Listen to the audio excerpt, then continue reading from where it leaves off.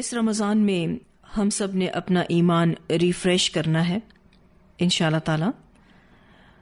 یہ بہترین مہینہ ہے جو ہمارے ایمان کو بڑھاتا ہے. اچھا، یہ ایمان کب بڑھتا ہے؟ اس حوالے سے جب ہم غور و فکر کرتے ہیں تو ہمیں کچھ اسباب ایمان بڑھانے کے محسوس ہوتے ہیں، جس میں اگر آپ نیکیوں میں آگے بڑھیں تو ایمان بڑھتا ہے، کثرت سے قرآن پاک کی تلاوت کریں تو ایمان بڑھتا ہے، استغفار کریں تو ایمان بڑھتا ہے، عبادتوں میں اخلاص ہو، حسن ہو تو ایمان بڑھتا ہے، صدقہ اور خیرات کریں تو ایمان بڑھتا ہے، اور بھی بے شمار اسباب ہیں ایمان کو بڑھانے کے. اسی طرح رمضان کا مہینہ بھی ایمان کو بڑھانے کا بہت بڑا سبب ہے. اس لیے اسلاف 6 مہینے پہلے سے ہی رمضان پانے کی اللہ سے دعائیں کرتے. جب رمضان پا لیتے تو اس میں جد و جہد کرتے، محنت کرتے، ہر قسم کی اطاعت اور بھلائی کو خوشی اور شوق سے کرتے اور اللہ سے اجر کی امید رکھتے. پھر جب رمضان گزر جاتا تو باقی کے 6 مہینوں میں رمضان میں کیے گئے نیک اعمال کی قبولیت کے لیے دعا کرتے. گویا سلف صالحین کا پورا سال رمضان کی خوشبو سے مہکا رہتا. آج ہمارا حال کیا ہے؟ ہم سب اپنا جائزہ لیں. کیا ہمارے دل میں رمضان کی عظمت کا احساس ہے؟ کیا ہمیں رمضان کی خیر و برکت چاہیے؟ کیا ہمیں اپنے گناہوں کی مغفرت کا خیال ہے؟ میں امید کرتی ہوں کہ ان سوالوں کے جواب ہم سب ہاں میں دیں گے. خوش قسمتی سے مسلمانوں میں روزہ رکھنے کا جذبہ تو بہت پایا جاتا ہے، لیکن بدقسمتی سے مسلمانوں کو روزے سے فائدے حاصل کرنے اور اپنی زندگی اور اپنے گھر والوں کی زندگی بدلنے کی خواہش نہیں ہوتی. اس مہینے میں آپ دیکھیں تو نماز، روزہ، تلاوت قرآن پاک، قیام اللیل، اعتکاف اور انفاق فی سبیل اللہ کتنا ہوتا ہے، لیکن کیوں اس کا اثر آفٹر رمضان نظر نہیں آتا؟ وہ اس لیے کہ ان تمام عبادتوں کو ایز پر روٹین کیا جا رہا ہوتا ہے. اس کو آپ دوسرے لفظوں میں یہ کہہ سکتے ہیں کہ ان عبادتوں میں شعور نہیں ہوتا اور خلوص نہیں ہوتا اور سنت کو فالو نہیں کیا جاتا. اس طرح کی بے شعور عبادتوں کا یہ رزلٹ نکلتا ہے کہ اسلامک سوسائٹی پر اس مبارک مہینے کا کوئی خاطر خواہ اثر نہیں آتا. اگر واقعی سارے لوگ پورے شعور اور اخلاص اور سنت رسول صلی اللہ علیہ وسلم کے مطابق ان تمام اعمال کو کریں تو یہ ایک مہینہ ہی انسان کی زندگی میں انقلاب لانے کے لیے کافی ہے. میں یہ نہیں کہوں گی کہ سارے لوگ ایسے ہوتے ہیں، لیکن میجورٹی ایسے ہی ہیں. شعور پر کی جانے والی عبادات کا رزلٹ یہ ہوتا ہے کہ انسان کی سوچ اور فکر بدلتی ہے، اخلاق اور اعمال بدلتے ہیں، پسند اور ناپسند بدلتی ہے، ترجیحات بھی بدلتی ہیں. بہت بڑا چینج آتا ہے، ایمان بڑھتا ہے. تو ہم سب نے اپنے ایمان کو اس رمضان میں بڑھانا ہے. اس کے لیے سب سے پہلے دعا بہت ضروری ہے. نبی اکرم صلی اللہ علیہ وسلم نے فرمایا، ایمان بھی کپڑے کی طرح تمہارے سینوں میں بوسیدہ یعنی پرانا ہو جاتا ہے، سو تم اللہ سے سوال کیا کرو کہ وہ تمہارے دلوں میں ایمان کی تجدید کرتا رہے. اسے حاکم نے روایت کیا ہے. پھر یہ کہ عمل صرف اور صرف اللہ کے لیے کرنا ہے. اچھا، یہ بات ہم کتنی بار پڑھ چکے ہیں الحمدللہ کہ اخلاص ہونا چاہیے. اگر اخلاص نہیں ہوا تو اللہ اس عمل کو قبول نہیں کرے گا. میں سوچ رہی تھی کہ اس بات کو کہیں لکھ کر لگا دیں، جہاں سے آپ بہت زیادہ گزر رہے ہوں، جہاں اٹھنا بیٹھنا زیادہ ہو، لکھ کر لگا دیں اخلاص للہ. تو یہ انشاءاللہ ایک ریمائنڈر ہوگا کہ ہم جو بھی عمل کریں صرف اور صرف اللہ کے لیے کریں.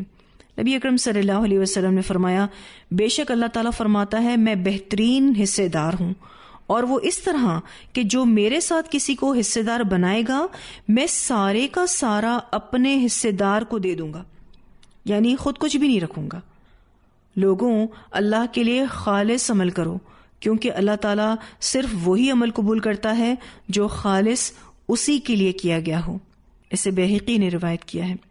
اب آپ دیکھیے اللہ سبحانہ تعالیٰ کیا فرما رہے ہیں اس حدیث میں کہ میں بہترین حصے دار ہوں، اور وہ کس طرح کہ جو بھی میرے ساتھ شریک بنائے گا میں سارے کا سارا اپنا حصہ اس شریک کو دے دوں گا، اور میں خود اپنے لیے کچھ نہیں رکھوں گا. کیونکہ اللہ سبحانہ تعالیٰ کو 100% چاہیے. اگر ہم 90% بھی اللہ کے لیے کوئی عمل کرنے والے اور 10% جسٹ ہم کسی انسان کو دکھانے کے لیے یا کوئی اس کا شریک بنا کر اس کو خوش کرنے کے لیے کرتے ہیں تو اللہ تعالیٰ اس عمل کو قبول نہیں کرے گا. اللہ تعالیٰ کو ہمارا ہر عمل 100% صرف اور صرف اپنے لیے خالص چاہیے. تو ہر عمل اللہ کے لیے ہوگا تو ایمان بڑھے گا. آپ دن بدن ایمان میں گرو کریں گے. اس دنیا کی سب سے بڑی دولت ایمان کی دولت ہے. جس قدر نیک اعمال ہوں گے اتنا ایمان بہتر ہوگا. جتنا زیادہ ہم صبر کریں گے اور دل بڑا رکھیں گے اتنا ایمان بہتر ہوگا. ایک حدیث آتی ہے، نبی اکرم صلی اللہ علیہ وسلم نے فرمایا ایمان تو صبر اور فراخ دلی کا نام ہے. مسلم احمد کی روایت ہے. دیکھا جائے تو بڑی ہی مختصر سی حدیث ہے کہ ایمان تو صبر اور فراخ دلی کا نام ہے، یعنی بڑا دل جس کا ہے، جس کے اندر صبر بہت زیادہ ہے، اس کے اندر ایمان بہت زیادہ ہے. تو اگر آپ صبر کو ایمان کہہ لیں یا فراخ دلی کو ایمان کہہ لیں تو ایک ہی بات ہے. تو اللہ تعالیٰ ہم سب کو ایمان کی مٹھاس اور ذائقہ نصیب کرے، ہمارے ایمان کو ہمارے دل کی زینت بنا دے. ہم کبھی اپنے ایمان کا سودا نہ کریں. اللہ ہمیں ایمان والی زندگی اور ایمان والی موت نصیب کرے.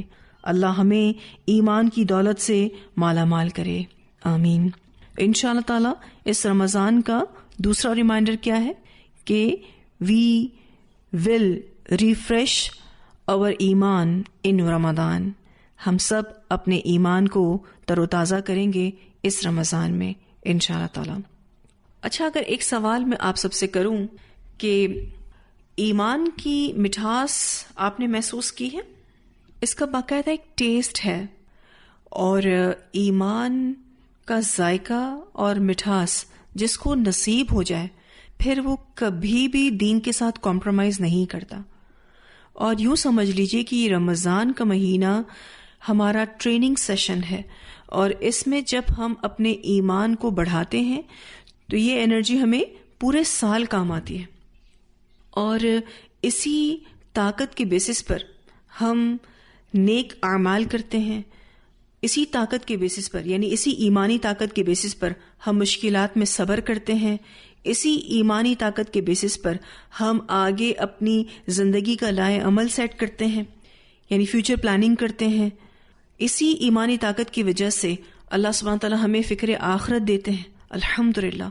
تو ایمانی طاقت بہت ضروری ہے.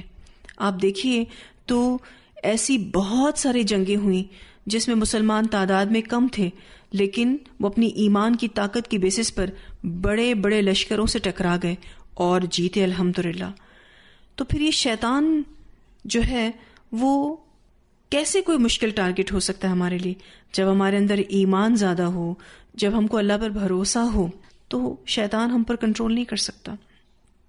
اور یہ رمضان کا مہینہ اللہ تعالیٰ نے جو شیطان کو قید کیا ہے تاکہ ہم اس رمضان میں عبادتیں کر کر اس ایمان کی مٹھاس کو، اس ایمان کے ذائقوں کو محسوس کریں، اور پھر آگے فردر جب شیطان کو رہائی مل جائے تو ہم اس سے لڑ سکیں انشاءاللہ تعالی. تو ہم سب نے اس رمضان میں اپنے ایمان کو بڑھانے والے اعمال کرتے رہنا ہے انشاءاللہ تعالی. اللہ تعالی ہم سب کو ایمان کی دولت سے مالا مال کرے. آمین.